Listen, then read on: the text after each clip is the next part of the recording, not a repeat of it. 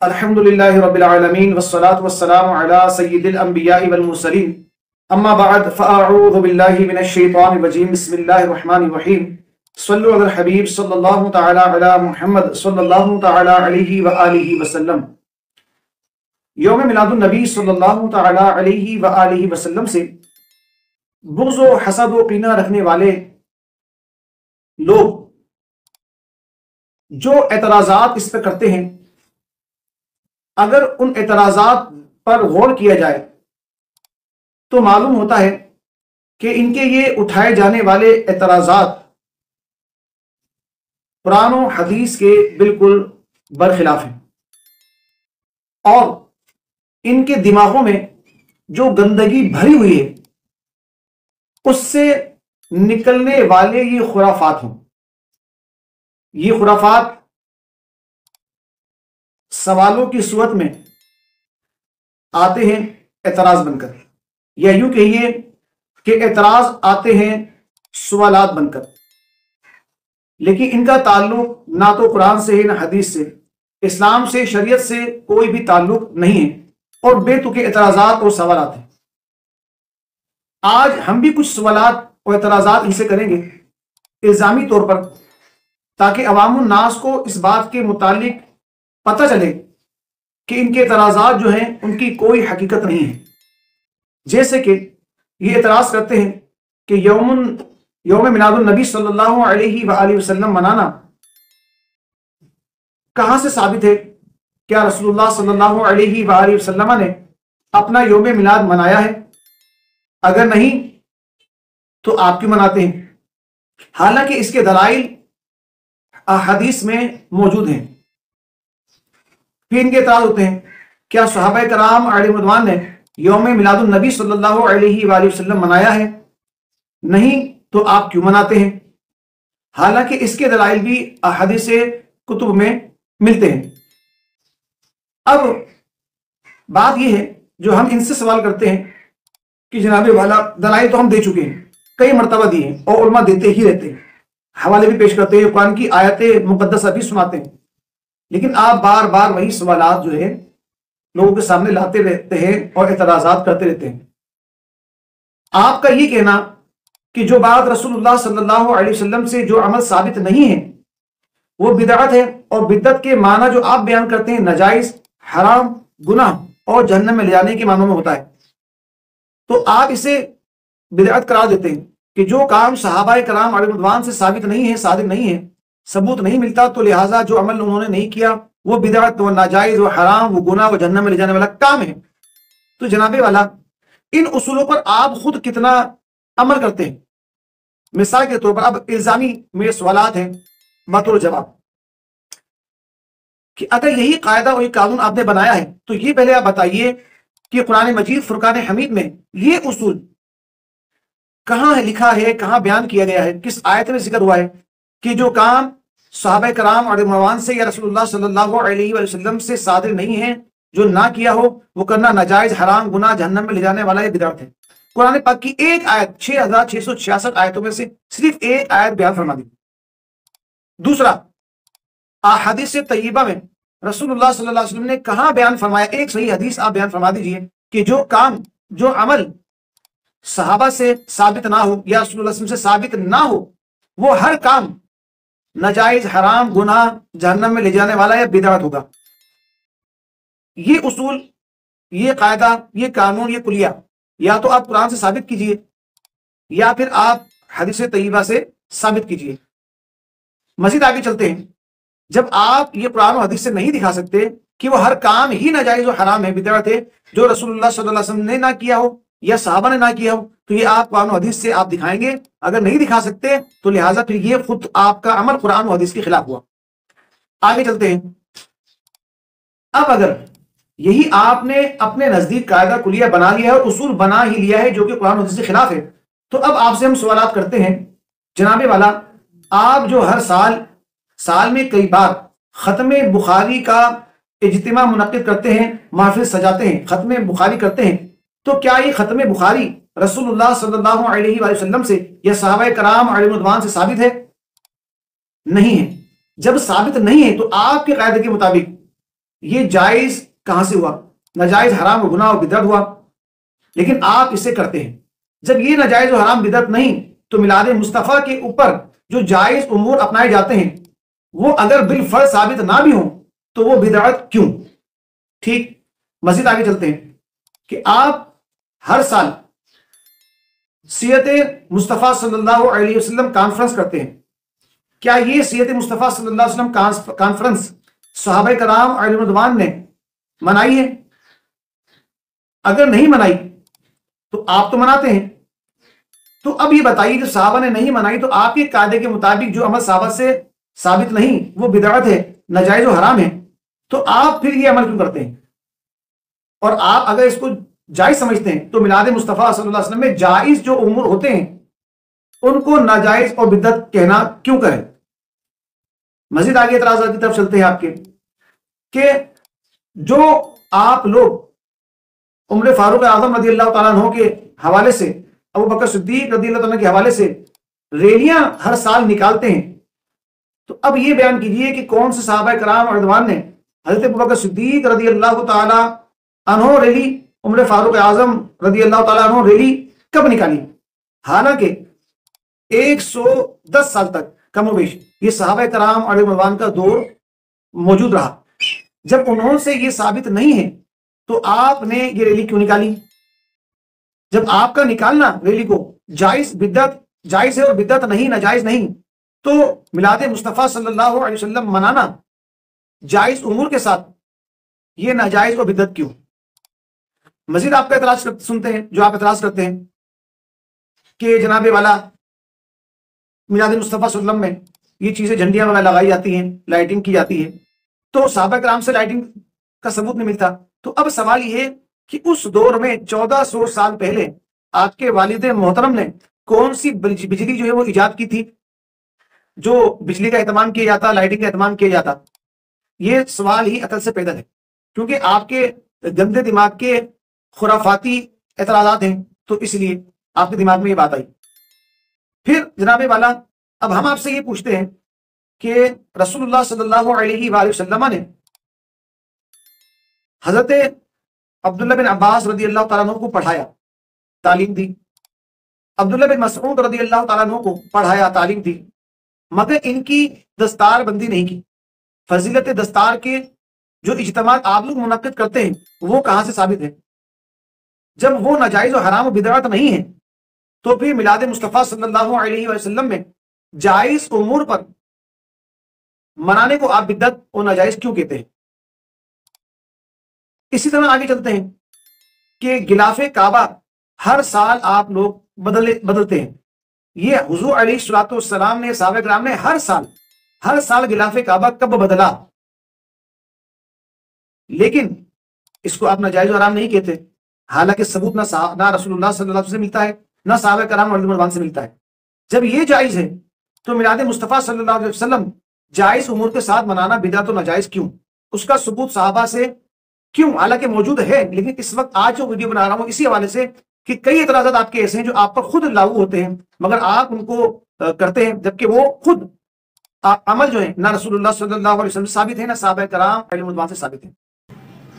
پھر ختم نبوت صلی اللہ علیہ وسلم کے حوالے سے جو ریلیاں نکالی جاتی ہیں، جو تحفظ حرم شریف کی ریلی نکالی جاتی ہے، وہ صحابہ کرام رضوان کے دور میں کب نکالی گئی؟ جبکہ آپ کے ابا جان یزید نے مدینہ شریف کے تقدس کو پامال کیا، وہاں گھوڑے بندوائے اور خانہ کعبہ کا تقدس پامال کیا، تو صحابہ کرام علیہ رضوان نے کون سی ریلیاں نکالی تھیں جو آپ آج ریلیاں نکالتے ہیں؟ جب وہ ثابت نہیں تو یہ ثابت کہاں سے ہوا آپ کی ریلیاں؟ تو جب یہ بدعت نہیں، ناجائز نہیں، تو پھر میلاد مصطفیٰ صلی اللہ علیہ وآلہ وسلم پر جو جائز امور کی جائیں وہ ناجائز و بدعت کس لیے؟ مزید آگے چلتے ہیں کہ جناب والا رسول اللہ صلی اللہ تعالی علیہ وآلہ وسلم کی ذات کے حوالے سے جب بے ادبی و گستاخی کے معاملات کہیں بھی کسی بھی دنیا کے کونے میں کیے جائیں تو اس کے حوالے سے ریلیاں نکالی جاتی ہیں، حالانکہ ابو بکر صدیق رضی اللہ تعالیٰ عنہ نے اور دیگر صحابہ کرام رضوان نے ختم نبوت پر پہرا دینے کے لیے، آپ کی ناموس کے لیے، عزت کے لیے تلواریں لے کر میدان جنگ میں جا کر جنگیں کی ہیں، قتال کیے ہیں اور شہید ہوئے ہیں، تو اب یہ بتائیے انہوں نے تو ریلیاں نہیں نکالی، یہ آپ لوگ جنگ سے دور رہ کر فقط ریلیوں پہ اکتفا کیوں کرتے ہیں؟ فقط ریلیاں نکالنا کہاں سے ثابت ہے؟ صحابہ سے جنگ کرنا تو ثابت ہے، مگر ریلیاں نکالنا ثابت نہیں ہے۔ تو لہٰذا آپ جو ریلیاں نکالتے ہیں، اگر یہ ناجائز و بدعت نہیں ہے تو میلاد مصطفیٰ صلی اللہ علیہ وآلہ وسلم کی محفل سجانا جائز امور کے ساتھ یہ کیوں کر ناجائز، حرام اور بدعت ہے؟ تو اب یہ بتائیے، حالانکہ الحمدللہ الحمدللہ الحمدللہ اہل سنت والجماعت ان امور میں سب سے آگے ہوتے ہیں، صفِ فہرست ہوتے ہیں، بڑھ چڑھ کر حصہ دیتے ہیں الحمدللہ، لیکن چونکہ آپ بھی یہ امور کرتے ہیں تو اب آپ سے سوال یہ ہو رہا ہے کہ یہ دلائل تو قرآن و حدیث میں مل ہی نہیں رہے جو آپ عمل کر رہے ہیں، ہمارا عمل تو آپ بدعت کہی دیتے ہیں کہ رسول اللہ صلی اللہ علیہ وسلم سے ثابت نہیں، صحابہ سے ثابت نہیں، تو لہٰذا یہ تو ناجائز و حرام ہو گئے۔ تو یہ تمام امور جو میں نے گنوائے ہیں، یہ تمام امور جو آپ کرتے ہیں، ان میں سے کوئی بھی امور، کوئی بھی کام نہ تو رسول اللہ صلی اللہ علیہ وسلم سے ثابت، نہ صحابہ سے ثابت، نہ قرآن سے ثابت، تو لہٰذا جب یہ ناجائز و بدعت نہیں ہے تو وہ اعمال جو میلاد مصطفیٰ صلی اللہ علیہ وسلم کے موقع پر جائز کیے جاتے ہیں اور جو ثابت بھی ہیں ان کو آپ ناجائز و حرام و بدعت کیوں کر کہتے ہیں؟ آپ اب آ جائیے آخر میں، ویسے تو بہت ساری باتیں ہیں، سینکڑوں کے حساب سے گنوائی جا سکتی ہیں، مگر مختصر ویڈیو بنانے کے لیے میں گفتگو مختصر کر رہا ہوں۔ اب آ جائیے وہ عمل جو آپ کہتے ہیں کہ رسول اللہ سے ثابت ہے وہ کیے جائیں۔ تو نبی پاک صلی اللہ علیہ وسلم نے پیر کے دن کا روزہ رکھا، اس میں کئی وجوہات بیان کی ہیں، اپنی ولادت کا بھی ذکر فرمایا کہ اسی دن میں پیدا ہوا، اسی دن مجھ پر پہلی وحی نازل ہوئی، اور پیر کے دن اور جمعرات کے دن اللہ تعالیٰ کی بارگاہ میں نامہ اعمال پیش کیے جاتے ہیں۔ تو میں چاہتا ہوں کہ جب اللہ تعالیٰ کی بارگاہ میں نامہ اعمال پیش ہو میرا تو اس میں روزے سے ہوں۔ لیکن آپ یہ دیکھیے کہ حضور نے یہ تمام وجوہات بیان کی، ان میں ایک فضیلت اور وجہ یہ بھی بیان کی ہے کہ اس دن پیر کے دن میں پیدا ہوا، میری ولادت ہوئی، میری پیدائش ہوئی، تو لہٰذا اس کو آپ خاموش کیوں کر دیتے ہیں؟ اس کو آپ ذکر کیوں نہیں بیان کرتے؟ اور دوسری بات یہ کہ نبی پاک صلی اللہ علیہ وآلہ وسلم نے جب پیر کا روزہ رکھا، کس نے کہا ہے کہ ہم پیر کا روزہ نہیں رکھتے؟ الحمدللہ اہل سنت و جماعت کے کئی علماء، اکثر و بیشتر علماء پیر شریف کا روزہ رکھتے ہیں، اور بالخصوص اہل سنت و جماعت کی ایک بہت عظیم تحریک دعوت اسلامی میں تو بالخصوص اس کا اہتمام کیا جاتا ہے اور ذہن دیا جاتا ہے کہ ہر پیر کا روزہ رکھا کریں، کیونکہ یہ نبی پاک صلی اللہ علیہ وسلم کی سنت بھی ہے اور روزہ نفل ہے۔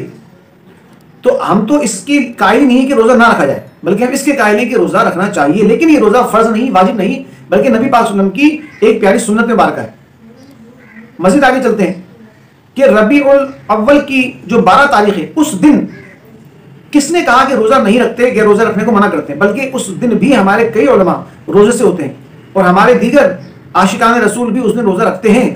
اب آپ یہ کہتے ہیں کہ جناب والا اس دن کھانے کا اہتمام کیوں ہوتا ہے، نظر نیاز کا اہتمام کیوں ہوتا ہے، شربت کا اہتمام کیوں ہوتا ہے؟ تو بھائی ان کے لیے ہوتا ہے جو روزہ نہیں رکھ پاتے، یا ان میں طاقت نہیں ہوتی روزہ رکھنے کی، یا ان کی طبیعت کی بنا پر وہ روزہ نہیں رکھ پاتے۔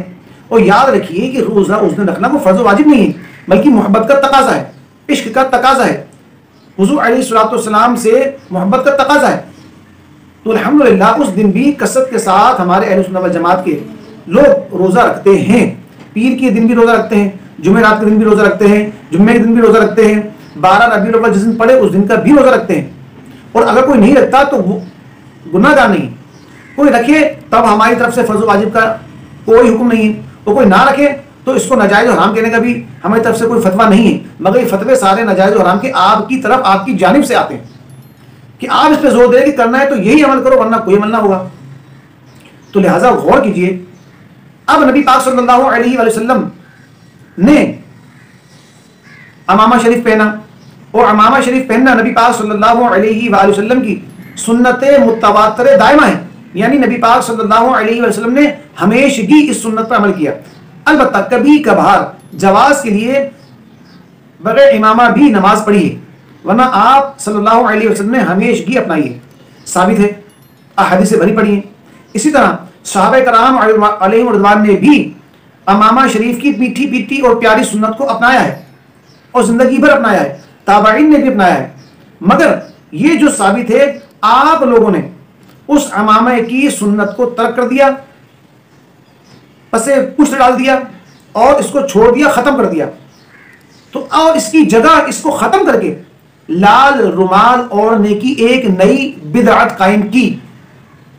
جی ہاں، تو یہ لال رومال اوڑھنا اور ہمیشہ اوڑھنا اور ہمیشہ اس میں نماز پڑھنا اور اسے اپنا شعار اسلام بنانے کی کوشش کرنا اور شعار مذہب بنانے کی کوشش کرنا اور شعار تنظیم بنانا، نہ تو رسول اللہ صلی اللہ علیہ وسلم سے ثابت ہے، نہ صحابہ کرام سے ثابت ہے، نہ تبع تابعین سے، نہ تابعین سے ثابت ہے، لیکن آپ نے اسے اپنا رکھا ہے. تو لہٰذا جب اسے آپ ناجائز نہیں کہتے، حرام نہیں کہتے، جبکہ یہ وہ صورت ہے، وہ عمل ہے جو ایک سنت کو ختم کر رہی ہے اور سنت کو ختم کیا ہے، سنت کے خلاف آپ لے کر آئے. تو لہٰذا جناب والا یہ عمل جو نہ رسول اللہ صلی اللہ علیہ وسلم سے ثابت ہے نہ صحابہ سے ثابت ہے، یہ اپنانا آپ نے جائز کہاں سمجھ لیا؟ جب یہ جائز آپ مانتے ہیں تو اب بتائیے کہ میلاد مصطفیٰ صلی اللہ علیہ وسلم میں جائز امور جو کیے جائیں، جائز امور کیا؟ قرآن پاک کی تلاوت، حمد باری تعالیٰ، نعت رسول مقبول، نبی پاک صلی اللہ علیہ وسلم کے کمالات، آپ کی صفات، آپ کی معجزات کا بیان کرنا، یہ میلاد ہے. اس کو آپ ناجائز حرام کیوں کہتے ہیں؟ اب مزید آگے چلتے ہیں کہ مسجدوں میں جو محراب بنائے جاتے ہیں، جو مسجدوں کے اوپر گنبد بنائے جاتے ہیں، جو مسجدوں کے اوپر بڑے بڑے مینار بنائے جاتے ہیں، یہ محراب، یہ گنبد اور یہ مینار جن میں لاکھوں لاکھ روپیہ آپ فضیلتیں بیان کر کے چندہ جمع کرتے ہیں اور مسجدوں میں بناتے ہیں، یہ رسول اللہ صلی اللہ علیہ وسلم سے کب ثابت ہے؟ قرآن میں کب حکم ہوا اس چیز کا یہ چیزیں بناؤ؟ اور پھر صحابہ کرام علیہ رضوان نے کب گنبد، مینار اور جناب والا یہ محراب بنائے؟ نہیں بنائے، ثابت نہیں ہے، ہر کسی حدیث سے ثابت نہیں ہے. تو اب یہ بتائیے کہ آپ کی مساجدوں میں بھی محراب بنے ہوئے ہیں، مسجدیں کیا ہے؟ عبادت کی جگہ ہیں، شعار اسلام ہے، گنبد مسجدوں پر بنائے ہیں، مینار مسجدوں پر بنائے ہیں. تو ابھی بتائیے جب رسول اللہ صلی اللہ علیہ وسلم ثابت نہیں، صحابہ سے ثابت نہیں، تو پھر آپ یہ کیوں بناتے ہیں؟ کیوں بناتے ہیں؟ اس کا جواب دیجیے. جب یہ ناجائز و حرام نہیں ہے، ہم تو الحمدللہ جائز سمجھتے بناتے ہیں، لیکن آپ کے جو اصول ہے کہ رسول اللہ صلی اللہ علیہ وسلم سے جو عمل ثابت نہیں، صحابہ سے ثابت نہیں کیا، وہ بدعت ہے. تو جناب والا بھی آپ مسجدوں پہ مینار کیوں بناتے ہیں، گنبد کیوں بناتے ہیں، محراب کیوں بناتے ہیں اور لاکھوں لاکھ روپیہ اس میں چندہ لیتے ہیں؟ پھر آپ کہیں گے کہ جناب والا یہ تو ہم اسلام سمجھ کے بناتے نہیں، ثواب سمجھ کے بناتے نہیں. تو ایک کام کریں، آپ پوسٹر بنائیں اور مسجد پر لگائیں کہ جناب والا مسجد کا جو مینار بن رہا ہے اس میں 20 لاکھ روپیہ خرچہ آ رہا ہے، اس 20 لاکھ روپے کا خرچہ جو 20 میں حصہ ملائے گا اسے کوئی ثواب نہیں ملے گا، بلکہ بدعت، ناجائز، حرام ہے، تو لہٰذا آپ کو گناہ ملے گا. اب مسجد کا مینار بنانے کے لیے چندہ جمع کرائیے، پھر دیکھتے ہیں کتنا چندہ آتا ہے. آپ لگائیے تو صحیح، کیونکہ جو ثابت رسول اللہ سے نہیں، صحابہ سے نہیں، آپ کے نزدیک تو ناجائز و حرام اور بدعت ہے، لیکن آپ اس کی فضیلتیں بیان کرتے ہیں. پھر کہتے ہیں شعار اسلام. کیا شعار اسلام یہ رسول اللہ صلی اللہ علیہ وسلم سمجھ میں نہیں آیا؟ کیا صحابہ کی سمجھ میں نہیں آیا؟ ان سے زیادہ آپ دین کو سمجھنے والے ہو گئے. مزید آگے آئیے، جو رسول اللہ صلی اللہ علیہ وسلم نے کام نہ کیا صحابہ کو اجازت ہے؟ یہ آپ کو میں الزامی جواب دے رہا ہوں. قرآن مجید فرقان حمید کو ایک جگہ 30 پاروں میں کتابی صورت میں، یعنی کتابی صورت میں رسول اللہ صلی اللہ علیہ وسلم نے نہیں بنایا، ترتیب نہیں دی، لیکن صحابہ نے دیا. ابو بکر صدیق کے دور میں ہوا اور عمر فاروق اعظم رضی اللہ عنہ نے آپ کی بارگاہ میں عرض کی کہ شہداء جو ہیں وہ شہید ہو رہے ہیں، بعض صحابہ جو حافظ ہیں، تو لہٰذا قرآن کی طرف ایک جگہ جمع کر دی جائے، کتابی صورت دی جائے. تو ابو بکر صدیق نے یہی عرض کی، فرمایا کہ جو کام رسول اللہ صلی اللہ علیہ وسلم نے نہیں کیا میں وہ کام کس طرح کرتا ہوں، کر سکتا ہوں، اور تم کیسے کہہ سکتے ہو؟ تو آپ نے فرمایا کہ واللہ خیر، ھذا واللہ خیر، کہ اللہ کی قسم یہ کام اچھا ہے. اور بکر صدیق فرماتے ہیں عمر فاروق کہتے رہے یہاں تک کہ میں اس میں مطمئن ہو گیا، اور پھر آپ نے اس کا کام کو شروع کیا، اور آج قرآن مجید کتابی صورت میں ہمارے پاس موجود ہے. اب ہم جب 12 ربیع الاول بناتے ہیں، میلاد مصطفیٰ بناتے ہیں، تو آپ کی طرف سے اعتراض کیا ہوتا ہے کہ کیا آپ صحابہ سے زیادہ محبت کرنے والے ہو گئے جو آپ لوگ میلاد بنا رہے ہیں؟ تو اب سوال یہ پیدا ہوتا ہے کہ جو رسول اللہ صلی اللہ علیہ وسلم نے کام نہیں کیا قرآن کو جمع کرنے کا، تو کیا صحابہ کو زیادہ فکر تھی؟ کیا صحابہ کو زیادہ محبت تھی؟ وہ زیادہ قرآن سے محبت کرتے تھے جو انہوں نے کتابی صورت دی؟ لیکن بات یہ نہیں، بات یہ ہے کہ جب اس کی ضرورت محسوس ہوئی تو صحابہ نے قرآن کو جمع کیا ایک کتابی صورت میں. آگے چلتے ہیں. قرآن مجید فرقان حمید میں جو اعراب لگے ہیں، زبر، زیر، پیش، نقطے وغیرہ لگے ہیں، یہ صحابہ کرام رضوان کے دور میں بھی نہیں ہوا، بلکہ حجاج بن یوسف کے دور میں ہوا۔ تو اب یہ بتائیے، ہم جب میلاد مصطفیٰ کی محفلیں منائیں تو آپ کہتے ہیں کہ صحابہ سے زیادہ محبت کرنے والے ہو گئے کہ انہوں نے نہیں کیا، آپ لوگ کرتے ہیں۔ تو اب یہ بتائیے، کیا حجاج بن یوسف کے دور میں جب یہ عمل ہوا تو وہ کیا صحابہ سے زیادہ قرآن سے محبت کرنے والے تھے کہ انہوں نے اعراب لگا دیے؟ صحابہ نے تو نہیں کیا۔ تو بھائی یہ قاعدہ کلیہ جو آپ نے خود ساختہ گڑا ہوا ہے کہ جو عمل رسول اللہ سے ثابت نہیں، جو صحابہ سے ثابت نہیں، وہ ناجائز، حرام، گناہ، جہنم میں لے جانے والا بدعتی ہے کام ہے، تو یہ آپ کے گندے دماغ کا گندا فطور ہے، گندے سوالات ہیں، گندے اعتراضات ہیں۔ خدا ان کو دور کیجئے۔ بہت سارے کام ایسے ہیں جو آپ کرتے ہیں، نہ قرآن سے ثابت ہیں، نہ حدیث سے ثابت ہیں، نہ رسول اللہ صلی اللہ علیہ وآلہ وسلم نے کیے، اور نہ صحابہ کرام علیہ رضوان سے ان امور کو کرنے کا ثبوت ملتا ہے۔ مگر آپ اسے ناجائز، حرام نہیں سمجھتے، بلکہ ثواب کا حقدار بننے کے لیے آپ ان امور کو اپناتے ہیں اور عمل کرتے ہیں۔ تو اللہ تبارک و تعالی ہمیں آپ کی شر سے محفوظ فرمائے، اور نبی پاک صلی اللہ علیہ وسلم کی ولادت کی خوشی ہر مسلمان کو منانے کی توفیق عطا فرمائے۔ اگر آپ جھنڈے نہیں لگا سکتے، لائٹنگ نہیں کر سکتے، دیگے نہیں بنا سکتے، تو ضروری نہیں ہے آپ غسل کر کے صاف ستھرے کپڑے پہن کر گھریلو اور گھر میں تسبیحات لے کر یا انگلیوں پر بیٹھ کر نبی پاک صلی اللہ علیہ وسلم پر محبت کے ساتھ درود شریف پڑھے۔ یہ بھی میلاد منانے کا طریقہ ہے۔ اللہ تبارک و تعالی ہمیں میلاد مصطفیٰ صلی اللہ علیہ وسلم کی خوشیاں جائز طریقے سے منانے کی توفیق عطا فرمائے۔ آمین بجاہ النبی الامین صلی اللہ تعالی علیہ وآلہ وسلم۔